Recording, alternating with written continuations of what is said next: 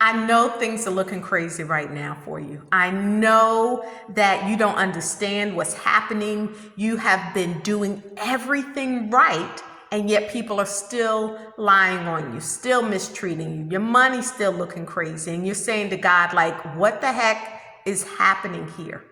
I want to encourage you, and I want you to know that it may not be that God is punishing you. Think about Joseph.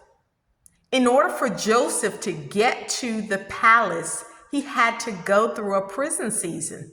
It was not anything that he did wrong.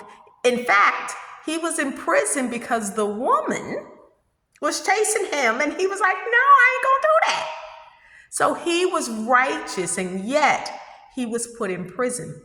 There was purpose in all of that. So be encouraged. God may not be punishing you.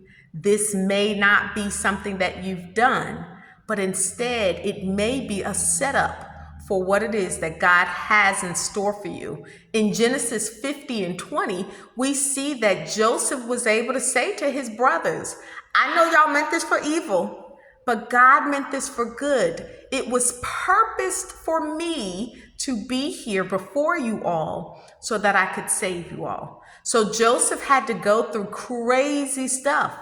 He was Some of y'all are selected. You've been called out and set apart. And a part of what that entails is you going through some crazy stuff. But on the other side of it is blessings. On the other side of it is you being the savior, the person in your family that is able to provide, that is able to break generational curses. So hold on, don't give up, be encouraged, and instead ask God to prune you, ask God to strengthen and keep you during this time. So that's my prayer. Father, I ask that you touch us, that you strengthen us even in this, and that you help us to grow, to develop, and get to a place where when we get to the other side, we're not holding on to bitterness, right? Because Joseph could have got back at his brothers and talked trash, but he didn't.